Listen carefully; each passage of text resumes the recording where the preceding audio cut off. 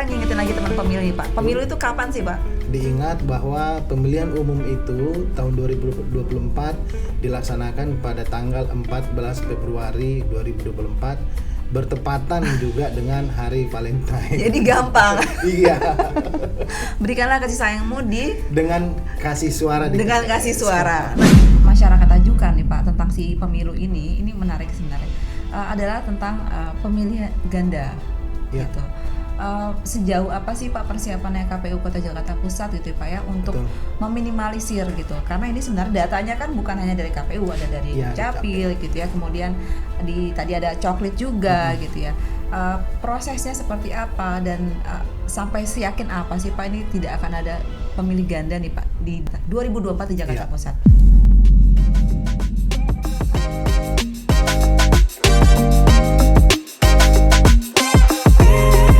Disiarkan dari Kantor Wali Kota Jakarta Pusat. Inilah dia, J Podcast. Podcastnya Jakarta Pusat. Assalamualaikum warahmatullahi wabarakatuh.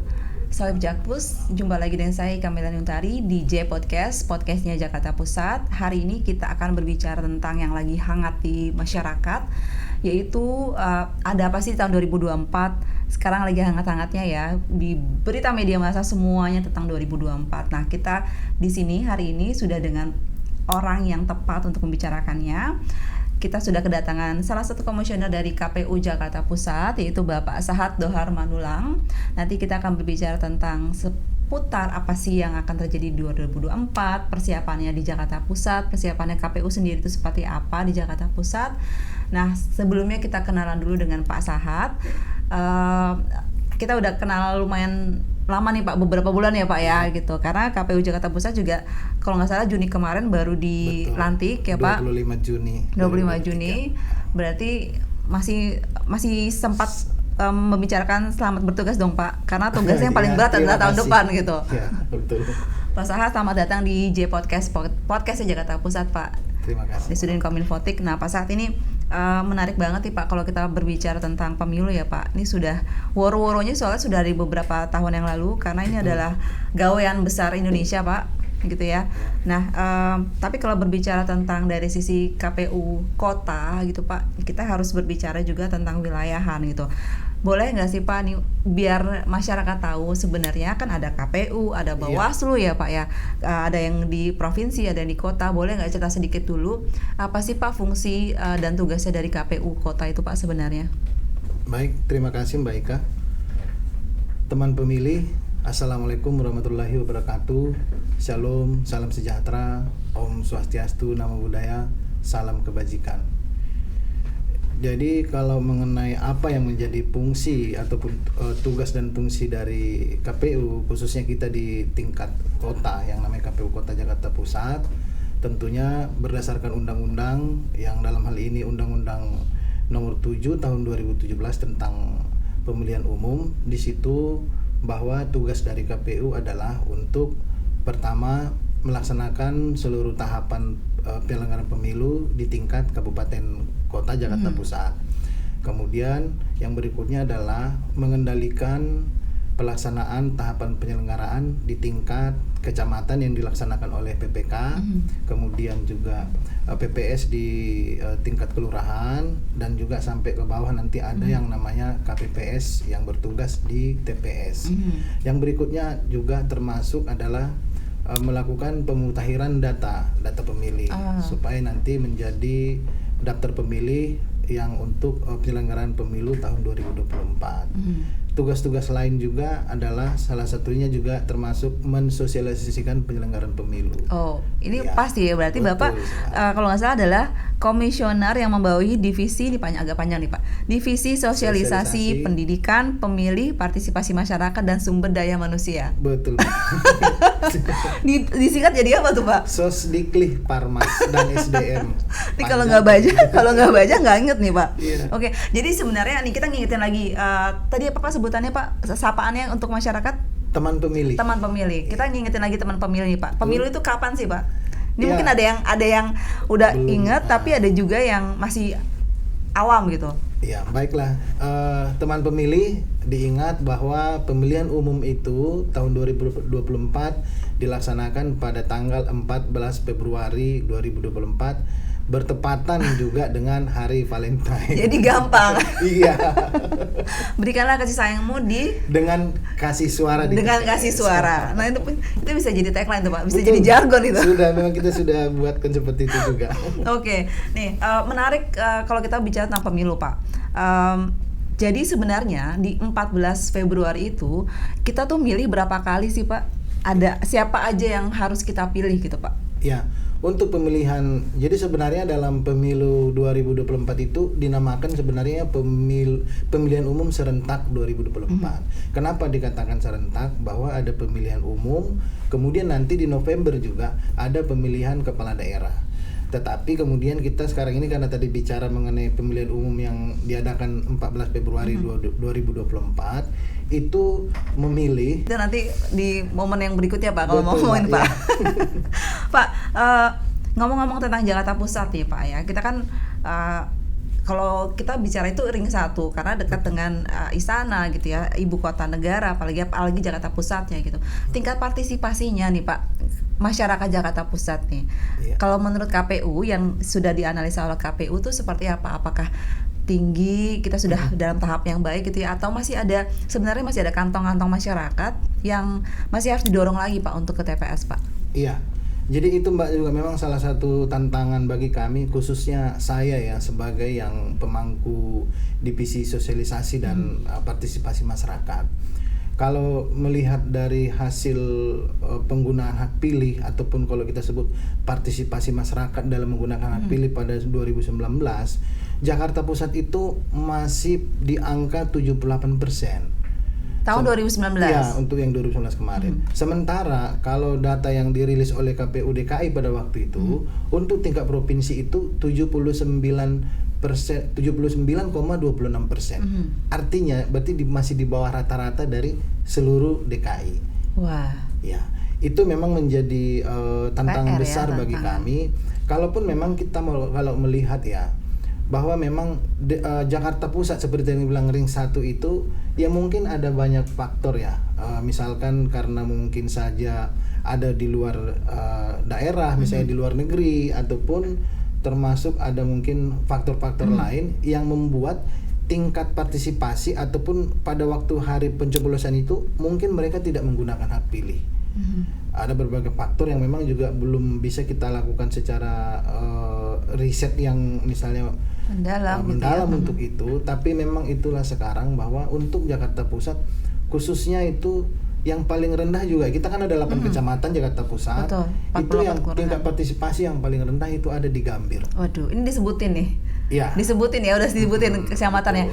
Jadi mungkin nanti ini juga jadi tantangan bagi pemerintah kota ya Pak ya. Betul. Untuk saling mengingatkan karena kita berkolaborasi gitu. Iya. Nah, ngomong-ngomong tentang mengingatkan masyarakat nih Pak. Jadi sebenarnya ini pas banget karena Bapak juga di divisi sosialisasi. Apa sih yang sudah dilakukan oleh KPU Jakarta Pusat Pak untuk mendorong sosialisasi tersebut berarti? Iya. Sebenarnya untuk sosialisasi pemilu ini kita juga sudah berkesinambungan melakukan ya beberapa hal. Contoh yang pertama baik dengan pertemuan tatap muka, kemudian juga bisa menggunakan media sosial, kemudian kita ada juga media elektronik, ada juga internet ya. Internet itu maksudnya misalnya kita juga kan punya website resmi KPU Jakarta Pusat.kpu.go.id dan media sosial kita juga ada.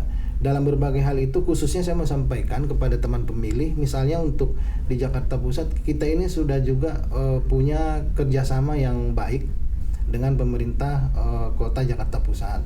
Pak Wali Kota khususnya juga melalui asisten pemerintahan dan juga Kasuban Kesbang itu kita sering juga difasilitasi untuk menyampaikan sosialisasi mengenai pemilu ini baik di tingkat kecamatan dan juga di tingkat kelurahan, bahkan sampai ke tingkat RT RW Mbak. Kita itu sudah di grassroots harus disentuh ya Pak ya. Betul sekali. Nah termasuk ini karena sudah semua kecamatan di Jakarta Pusat itu saya memang sudah kunjungi dan sudah melakukan sosialisasi, dan termasuk tadi kita yang barusan bicarakan untuk Gambir itu saya juga sudah sampaikan kepada masyarakat Gambir. baik itu kemarin di tingkat kecamatan, ada camatnya juga kebetulan, dan juga dengan lurah-lurah yang ada di Gambir itu kita sudah sampaikan, maksudnya adalah juga supaya menjadi perhatian bersama, Ya, betul. bagaimana mendorong masyarakat itu bisa menggunakan hak pilihnya nanti di 14 Februari 2024. Karena masa depan Indonesia ada di tangan masyarakat Iya, ini ya betul Pak ya. Betul. Oke, tadi Bapak bicara tentang media sosial, boleh nggak Pak disebutin media sosialnya KPU Jakarta Pusat apa nih, teman-teman harus follow ya, karena Iya. coba dicek, ini lucu banget konten-kontennya sebenarnya. Boleh disebutin Pak? Ya, kita itu sekarang yang media sosial yang official resmi itu kita itu, kalau di halaman Facebook itu ada KPU Jakarta Pusat, kemudian kalau di Instagram juga kita ada KPU Kota Jakpus, kemudian di TikTok. Nah biasanya juga memang konten-konten yang menarik dan lucu itu bisa kita ada di TikTok dan di Instagram ya. Kemudian juga ada juga di X atau dulu yang Twitter. Twitter. Kan? Ya. Jadi di aplikasi media sosial itu kita memang juga ada. Di follow ya sobat. Iya, teman Sohib pemilih. Jakpus ya, teman Supaya pemilih, mendapatkan betul. informasi yang juga memang terpercaya, Iya. maka bisa memfollow akun kita, akun medsos kita. Oke, terima kasih Pak. Nah, ini selanjutnya saya mau agak sedikit teknis nih Pak, Boleh. pertanyaannya. Udah siap ya berarti ya? Oh, iya, siap. Pak, ini kayaknya kita juga menyaring soalnya pertanyaan-pertanyaan dari teman-teman dari Sohib Jakpus nih Pak. Pertama nih, sebenarnya gitu ya, ini benar-benar general pertanyaan, siapa aja sih yang boleh ikut pemilu gitu Pak. Nih kita berbicara soal nanti pertanyaan-pertanyaan selanjutnya adalah, ada pertanyaan nih, kalau misalkan nanti 17 tahunnya pada saat tanggal 14 Februari itu boleh atau enggak gitu. Tapi pertanyaan awalnya secara general berdasarkan peraturan, siapa sih Pak yang boleh ikut pemilu, ini sekaligus refresh ke masyarakat nih Pak. Iya. Untuk yang bisa menggunakan hak pilih pada pemilu 2024 tentunya adalah orang yang atau masyarakat yang terdaftar dalam daftar pemilih. DPT. Iya, satunya DPT. Jadi daftar pemilih itu sebenarnya ada daftar pemilih tetap atau biasa kita dengarkan dengan DPT. Kemudian selanjutnya itu ada daftar pemilih tambahan, DPTB dan ya. kemudian ada daftar pemilih khusus. Nah, itu semua yang nanti bisa menggunakan hak pilih pada pemilu 2024. Nah, gimana nama kita itu bisa ada di situ Pak? Nah, itu bisa memang teman pemilih bisa juga untuk melihatnya dengan segera menceknya di, kita ada aplikasi namanya cek dptonline.kpu.go.id. Oh, cek DPT online Ya. .go.id. Cek dptonline.kpu. Oh, .kpu. Ya, .kpu.go.id. Nah, ini sebenarnya sangat sederhana ya, karena bisa teman pemilih itu mengakses langsung dari gadget masing-masing. Oke. Kalau secara manual sebenarnya juga semenjak sudah ditetapkan daftar pemilih pada bulan Juni yang lalu, di kelurahan ataupun di PPS itu juga sudah hard copy-nya itu sudah juga biasanya ditempel. mereka nempelin ya Betul, Pak ya. Mbak. Teman-teman kelurahan tuh biasanya sudah ditempelkan di kelurahan. Jadi masyarakat yang mungkin dekat dengan kelurahan Iya. bisa langsung ngecek gitu. Bisa. Tapi yang ngeceknya satu-satu manual gitu. Betul. Nah, makanya lebih praktis kan Betul, kita lebih lewat praktis kalau misalkan aplikasi. ke cek dptonline.kpu.go.id. Oke, siap. Oke, Pak. Nah, kalau misalkan nama saya belum ada di DPT tuh kayak apa, Pak? Prosesnya, Pak? Jadi karena sudah daftar pemilih tetap itu memang sudah ditetapkan, bagi yang memang namanya tidak terdaftar tapi memenuhi syarat untuk menggunakan hak pilih, maka nantinya itu menjadi kategori yang namanya daftar pemilih khusus atau DPK. Dengan cara datang nanti ke TPS yang berada di lokasi sesuai dengan alamat di KTP-nya. Jadi harus lapor ke KPU atau ke kelurahan berarti, Pak? Tidak, bisa juga nanti lapor sebelum hari H, lapor ke PPS bahwa memang karena belum terdaftar. Mulai dari sekarang tetap bisa untuk memberitahu supaya juga nanti kan PPS kita ataupun PPK itu sudah mempunyai data nama-nama yang memang tidak terdaftar di DPT. Oke, rewind dulu sedikit. PPS itu adanya di mana, Pak? PPS itu adanya di kelurahan ya.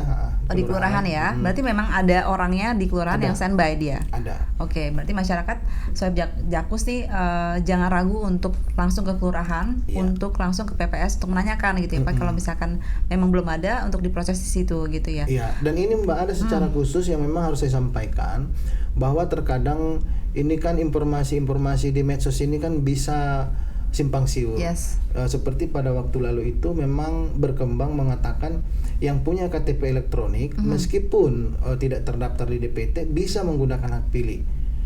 Nah itu menggiring masyarakat untuk waktu itu datang ke TPS, langsung datang aja gitu. datang ke TPS padahal tidak sesuai dengan alamat domisilinya. Oh gitu. Nah ini yang perlu disampaikan bahwa itu bisa digunakan hak pilih bagi yang tidak terdaftar itu hanya di TPS yang betul-betul memang sesuai dengan domisilinya dia. Karena kalau misalkan tidak sesuai dengan domisili, ada yang namanya pindah pilih ya Pak ya, kalau nggak salah ya? Iya itu ya sekarang lagi berjalan ya. Nanti mungkin kita juga bahas nanti mengenai DPTB. Ini khusus mengenai tadi yang tidak terdaftar di DPT yang dikategorikan menjadi daftar pemilih khusus itu. Oh, okay. Dan itu pun hanya ada waktunya dikasih kesempatan untuk memilih itu mulai dari jam 12 sampai jam 1 siang. Iya, betul. Oh, oke. Okay. Jadi diprioritaskan yang ada di DPT dan DPTB, kemudian daftar pemilih khusus itu mulai dari. Ini pada saat pemilihan ya Pak? Pada saat tanggal 14 itu berarti ya. Oke, Pak, tadi udah ke mention sedikit tentang daftar pemilih tambahan gitu. Kalau nggak salah saya baca itu, nah ini sebenarnya menarik nih. Karena tadi pertanyaan di awal adalah gimana kalau misalkan ada orang yang 17 tahunnya itu pada saat 14 Februari. Padahal kalau nggak salah DPTB itu dia 30 hari sebelum tanggal pencoblosan ya Pak ya, terakhir gitu ya Pak ya. Itu gimana tuh Pak kalau anak-anak yang di during sebulan itu tuh Pak? Kita pertama menjelaskan dulu mengenai DPTB ya. Jadi maksudnya DPTB itu adalah daftar pemilih atau pemilih yang berada di luar TPS-nya terdaftar pada saat hari pemungutan suara. Oh itu oke. Okay. Jadi pada saat misalnya nih nanti ada yang mungkin karena tugas kantor, belajar gitu, atau tugas kantor, jadi dia tidak bisa menggunakan hak pilihnya di TPS dia terdaftar. Nah ini sekarang ada kesempatan yang namanya pindah memilih, ya, yang nanti masuk menjadi kategori namanya DPTB. Jadi di situ kesempatannya bagi yang sudah terdaftar di DPT untuk bisa sekarang sampai pada 30 hari sebelum hari pemilihan bisa mengurus pindah memilih. Nah pindah memilih itu juga bisa diurus di kelurahan yang tadi ada PPS-nya, di kecamatan yang ada PPK, atau juga langsung ke kita di KPU Kota Jakarta Pusat. Nah, beda hal lagi kalau tadi soal ini ya, ulang tahun, mengenai yang ulang tahun. Jadi sebenarnya syarat untuk memilih itu kan paling utama sudah berusia 17 tahun. Nah, jadi kalau misalkan jatuhnya 17 tahun tepatnya pada tanggal 15 Februari, berarti belum bisa menggunakan hak pilih. Tapi kalau sebelum itu berarti bisa dia? Bisa, jadi batasan tadi kan sampai tanggal 14 Februari, berarti kalau 13 Februari, 12 Februari tentunya sudah bisa. Dan dia sebenarnya sudah termasuk dalam DPT itu Pak sebenarnya? Sudah termasuk. Oh gitu. Karena memang ini kan data kita juga kan tentunya kan data yang berasal dari Kementerian Dalam Negeri. Waktu kita sebelum menetapkan daftar pemilih itu kan ada tahapannya Mbak. Data kependudukan dari Kementerian Dalam Negeri kita terima, tentunya data Dukcapil ya. Kemudian kita juga sinkronisasi dengan data pemilih pada pemilu sebelumnya 2019. Lalu itu dicoklit. Maksudnya pencocokan dan penelitian. Coklat bukan coklat ya Pak? Bukan coklat. Nanti coklat kalau tanggal 14 itu. Nah setelah coklat makanya kemudian itulah menjadi daftar pemilih tetap. Okay. Dan kita sudah pastikan sebenarnya untuk Jakarta Pusat sudah kita bekerja sama dan koordinasi dengan Sudin Dukcapil itu. Bagi yang masih sekarang belum ada KTP elektroniknya yang sampai 14 Februari itu sudah usia 17 tahun, kita sekarang sudah mendorong supaya diadakan segera perekaman dan juga cetak KTP elektronik. Jadi dia didahulukan untuk itunya. Dan sekarang itu sudah berjalan ya. Jadi mungkin nggak banyak juga sebenarnya untuk Jakarta Pusat, dan itu juga sudah diusahakan oleh Sudin Dukcapil untuk segera proses pencetakan KTP elektroniknya. Karena memang itu salah satu syarat Mbak. Betul. Untuk datang ke TPS. Itu salah satu syarat ya. Berarti memang harus disediakan oleh pemerintah ya, betul. Ini agak menarik ya. Jadi dulu sebelumnya itu Iya. kan kalau kita mau datang ke TPS itu ada kartu gitu ya Pak, kertas lah Iya, gitu ya, undangan kertas, dari PPS gitu ya. pemberitahuan, Nah ya. sekarang kan udah zaman digitalisasi, itu masih ada tuh Pak? Kertas Masih itu? nanti ada. Oh, masih Tetap ada. Masih harus ada pemberitahuan bahwa dia dilaksanakan pemilu tanggal sekian, kemudian yang bersangkutan berada di TPS mana, itu tetap Itu sebagai masih bukti ada. ya Betul. untuk datang itu. Oke. Salah satu pertanyaan yang banyak juga masyarakat ajukan nih Pak tentang si pemilu ini menarik sebenarnya, adalah tentang pemilih ganda Ya. gitu. Sejauh apa sih Pak persiapannya KPU Kota Jakarta Pusat gitu ya Pak ya untuk Betul. meminimalisir gitu, karena ini sebenarnya datanya kan bukan hanya dari KPU, ada dari Ya, Capil gitu ya, kemudian tadi ada coklit juga gitu ya. Prosesnya seperti apa dan sampai seyakin apa sih Pak ini tidak akan ada pemilih ganda nih Pak di 2024 di Jakarta Iya. Pusat. Jadi itulah makanya tadi kan data yang sudah diberikan, kemudian ada namanya tadi proses mutakhir ya, pemutahiran data pemilih itu. Nah itu tadi tentunya maksud dari pemutahiran ini pencocokan penelitian, kemudian juga termasuk tadi untuk misalnya ada potensi kah yang namanya misalnya ganda. Jadi kalau saya mau sebutkan dengan kita koordinasi dengan Sudinduk Capil itu, kalau untuk namanya sekarang saya DPT kita boleh dikatakan hampir tidak ada laporan mengenai adanya pemilih ganda.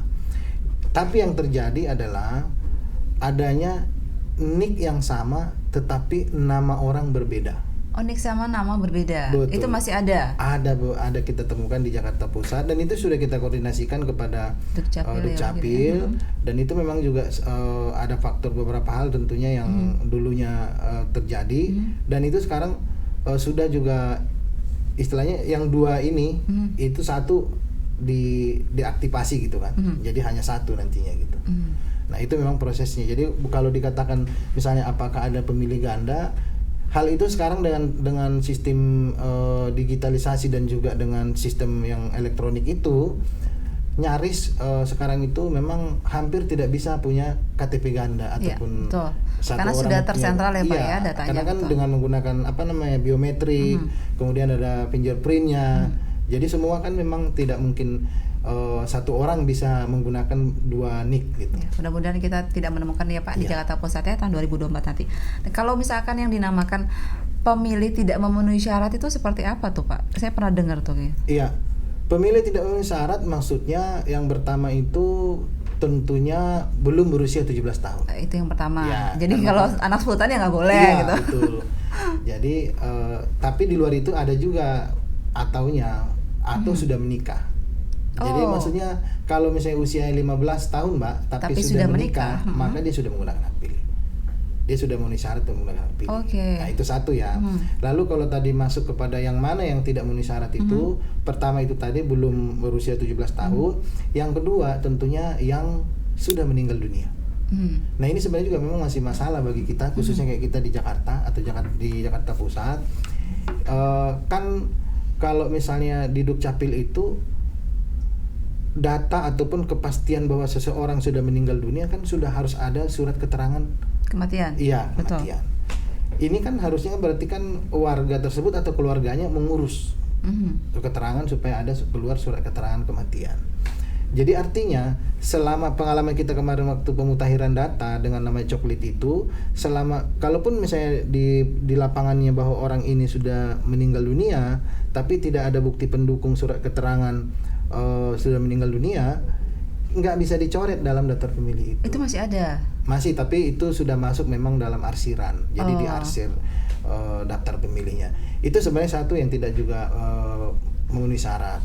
Yang berikutnya lagi tentunya ini ada yang sudah menjadi anggota polisi.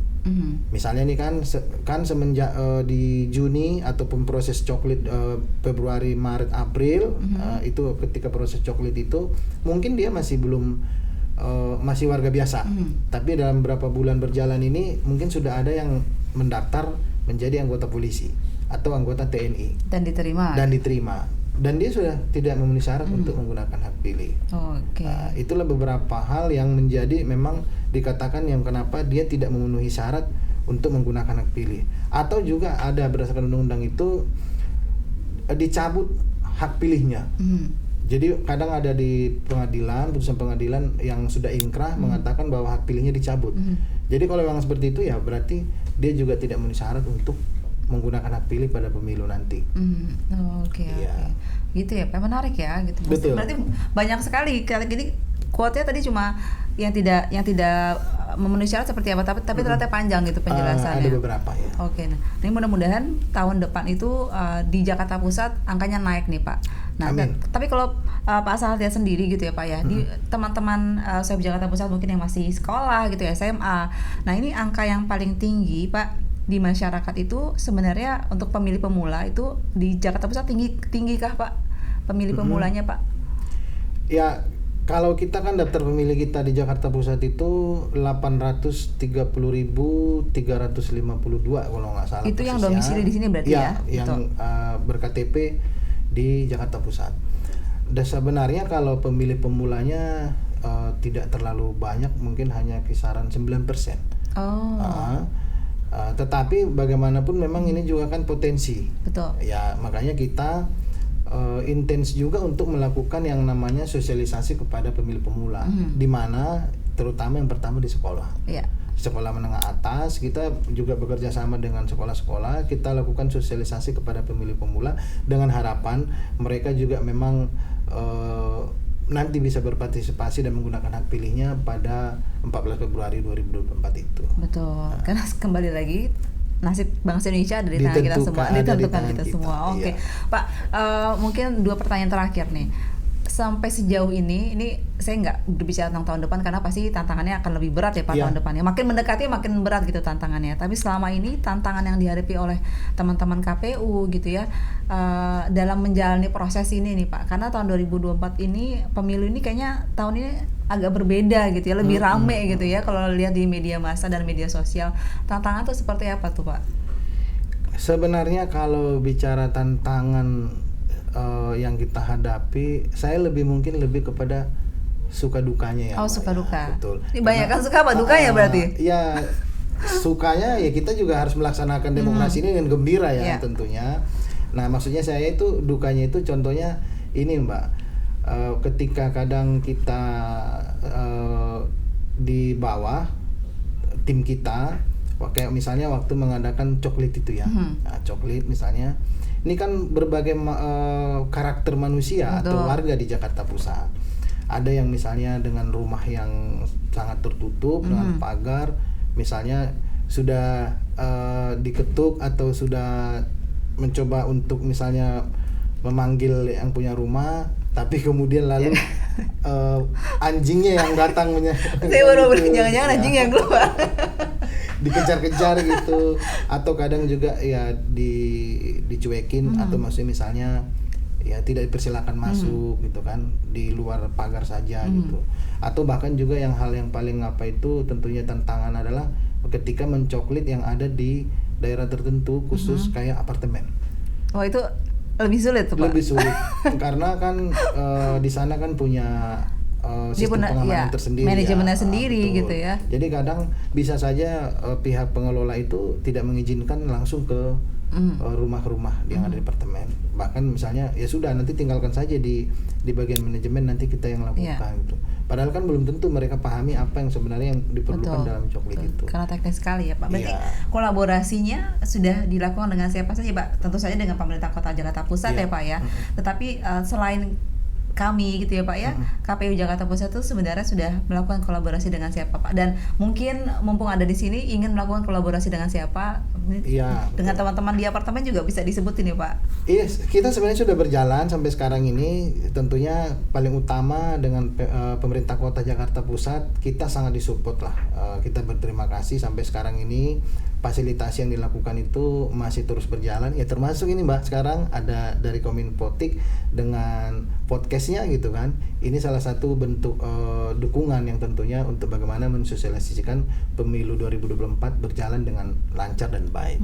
Nah kemudian selain itu dari pihak misalnya kepolisian karena juga punya peran penting dalam tentunya dalam hal pengamanan pemilu ini. Demikian juga misalnya dengan TNI. Di luar itu tentunya ada organisasi ataupun komunitas-komunitas.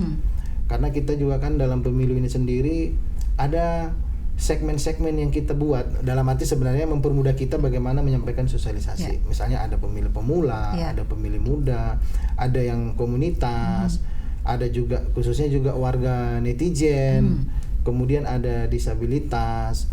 Jadi berbagai segmen ini kita harapkan juga memang bisa membantu, bisa bekerja sama bagaimana supaya sosialisasi ini masif, gencar, kemudian memang akhirnya mendorong masyarakat bisa menggunakan hak pilihnya pada pemilu 2024 nanti. Pada tanggal 14 Februari 2024 nanti ya Pak ya. Ya. Mungkin terakhir nih Pak, pertanyaan ini this is the big questions. Wow. Kenapa sih Pak kita harus berpartisipasi? Kenapa kita harus datang ke TPS tanggal 14 Februari 2024? Apa sih untungnya buat kita Pak?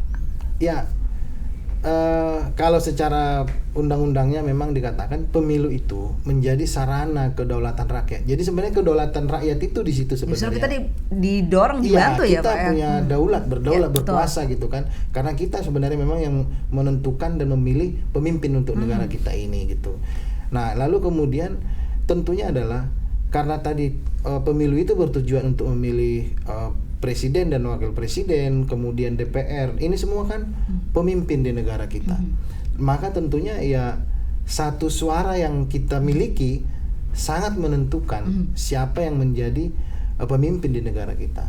Sehingga itulah makanya mendorong kenapa penting. Ya karena tadi supaya kita juga terlibat dalam menentukan siapa pemimpin untuk bangsa kita yang ke depan menjalankan tugas-tugas yang pada dasarnya tentunya untuk kesejahteraan kita semua juga gitu. Siap. Iya. Kalau gitu kita doakan Sohib Jakarta Pusat supaya teman-teman di KPU Jakarta Pusat sehat terus sehingga bisa melaksanakan tugasnya dengan semangat ya Pak. Terima kasih, lancar gitu ya.